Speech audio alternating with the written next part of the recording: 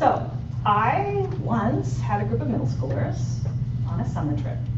And we were staying in a school gymnasium, as you often do.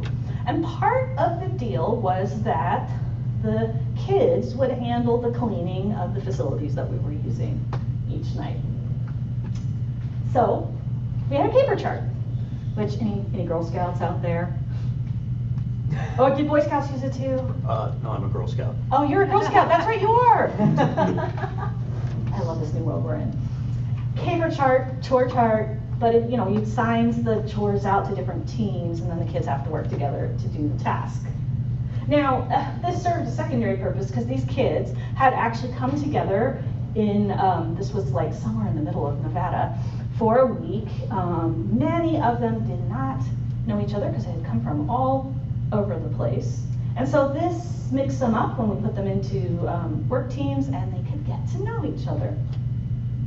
Now, on the first night, our work team was assigned the bathrooms. Now, the boys on our team, they're on their cool jackets. Like, I'm a little too cool to clean toilets, But then, they pretty quickly realized that cleaning the locker rooms meant that they got to hose down the showers and, compete at the long distance cleaner squirting Olympics and throw sponges at each other in the process. I mean, never underestimate the power of shared goofiness to bring together a group of, 11 to 13-year-old boys, right? Now, the girls, on the other hand, were kind of freaked out about the whole concept. I mean, it's possible that some of them had never cleaned a toilet before in their lives, but I also think it was partially the prospect of having to do it in front of these new peers that they, weren't so sure what, each other thought of the other. So, the drama, like you can just hear it. It took them twice as long as the boys to get going and get the job done, even without all of the horsing around figured in. But you know what? Little by little, they got over themselves, and all those right, started to turn into giggles, and they began to work as a team.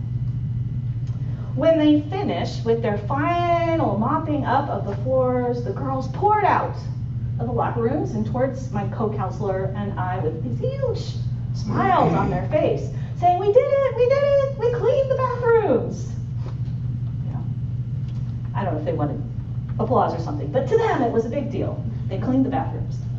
They're like, the only thing they needed to know is what do they do with the bucket and the mop? I told them, well, it just goes just inside the door of the locker room, which was the location of the janitor's closet. Seemed pretty straightforward to me. So off they ran with bucket and tow, kind of like a little herd of geese. And it seemed to us they had it all sorted out, and my co-counselor and I, we headed off to dinner. We were just relieved that our team had made it through what is arguably probably the most fraught chore on the caper chart. About an hour later, here comes my co-counselor trying to find me, and she is just falling apart, laughing. She's like, come on, you have to see this. She takes me into the door of the locker room, and there, sitting just inside the door, right in the middle of the pathway, blocking everyone's entrance in and out of the locker room, was the bucket with the mop. I mean, how can we fault them? Because they did exactly what we asked them to do. Now, it's not just kids that can sometimes take things so literally that they miss the actual meaning of what's being said to them. I mean, look at our reading today. Jesus talks about his flesh in connection to things like living and eating and bread, mixes up all those images all together over and over and over again in this short snippet from the 6th chapter of John's Gospel. But everyone's left with the question, what does it mean? What is Jesus talking about here? And if you've been to church for the past few weeks, you'll know that the crowd that Jesus is talking to has been confused from the get-go. How can this man give us his flesh to eat? Is their question. You know what? It's a good one. How can a person give us their flesh to eat? And that's just the start of the questions that have arisen over the many years of the life of the church from this very image-laden but pivotal chapter in John's Gospel. And I have a feeling that it's not just the members of Jesus' crowd that are taking things too literally. After all, they are not the first ones to get stuck in the literal meaning of what Jesus is saying if you look at John's Gospel. I mean, think back. We heard some of these earlier in the summer. But remember that Samaritan woman at the well who met Jesus and he says, here, I have living water for you. And all she can think is, Jesus, you don't have a bucket. Right? Where's the bucket? How can you give us living water? And then there was Nicodemus, who, when told he needed to be birthed again, said, well, you know what? I'm an old man. How can that be? I'm not a baby. Which, you know, literally speaking, is definitely a problem there, because only babies get born, right? John's Gospel is full of people who leave their encounter with Jesus still wrestling with what it is that they've heard and what exactly it means.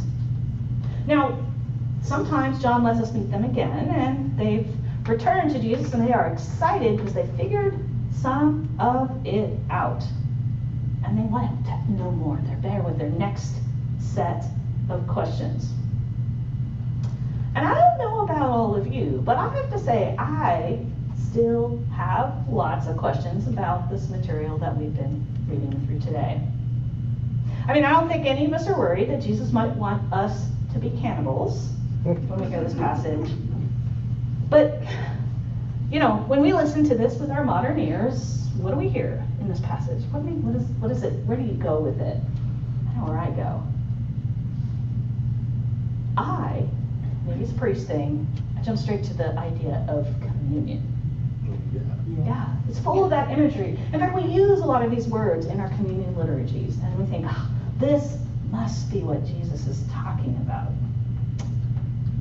And, you know, all that stuff like, the bread that I will give for the life of the world is my flesh, and whoever eats my flesh and drinks my blood will have eternal life. Like, we use that language all the time when we're talking about communion. It just fits for us. But, you know, it's kind of a trick question, too, because this is the Gospel of John. And what is it that we do not get in the Gospel of John? What scene is not there in the Gospel of John? The Last Supper. Sorry? The Last Supper. Well, there is a Last Supper, Oh, okay. but they don't do communion like we do. There's no communion there. There's no, you know, where Jesus holds up and says, this is my body given for you. Do this in remembrance of me. Take my blood. That is not there in the Gospel of John. I'll give you a bonus point if anyone can name what happens at the Last Supper instead in John's Gospel.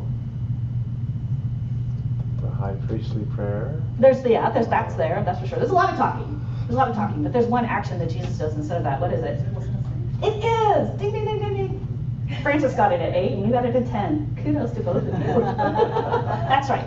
In John's Gospel, the action that Jesus does is the foot washing, not that traditional form of communion that we do on Sunday mornings. That comes from Matthew, Mark, and Luke. So I'm not kidding you. When you go home, open your Bibles, check it out.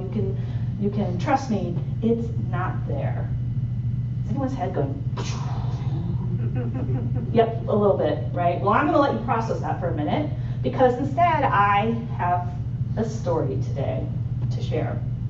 There's a famous teacher and theologian and Methodist bishop who was interviewed by one of the reporters at Preaching Today. His name is Will Willimon, and he was recalling the first time that he was asked to teach a seminary class about communion.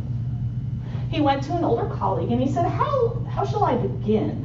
What shall I do to teach these students what they need to know about communion? Because, they're going to go out and be priests and pastors. It's important, this. The older colleague said, the first thing that you must do is go into a kitchen and learn how to cook. Well, Willimon said, why should I learn how to cook if all I want to do is teach the meaning of communion?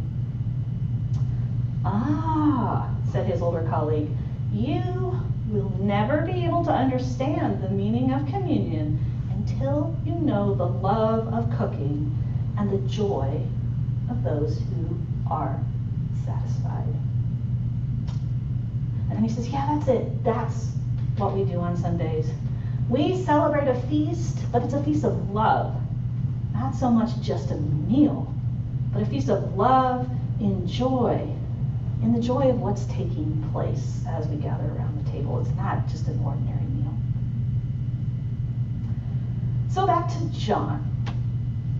Does the fact that Jesus does not say, take, eat, this is my body, do this in remembrance of me, mean that John's gospel has nothing to say about communion?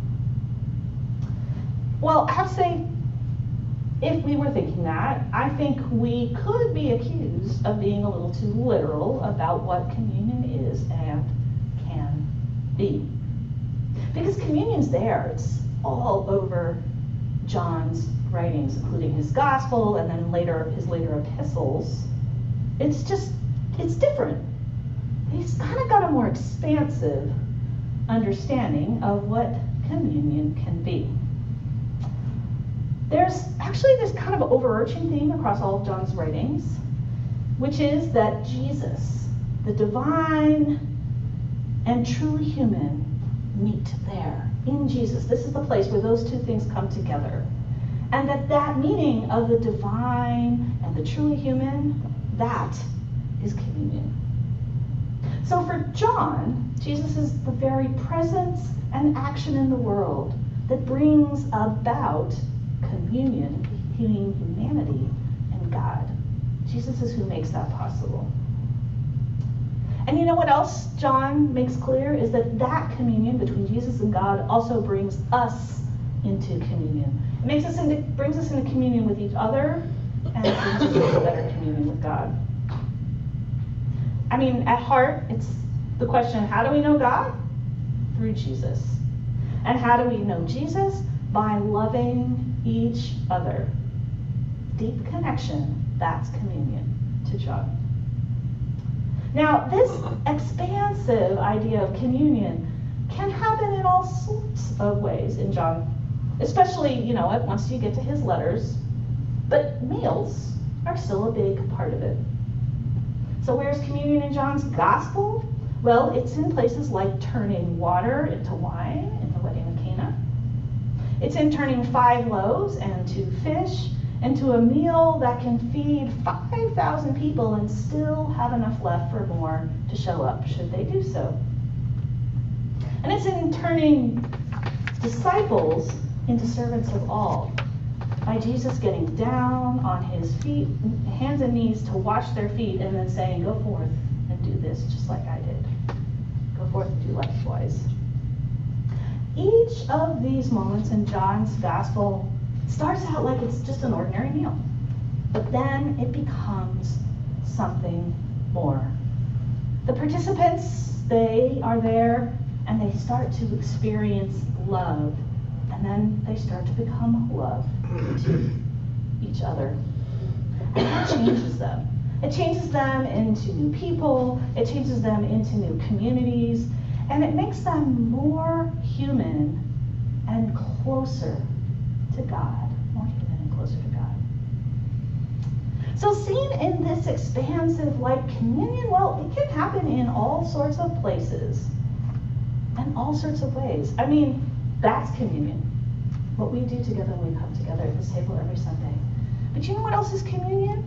What happens here on Thursday evenings when we invite in the community and offer them food and connect with them. That can be communion too, and Jesus is there.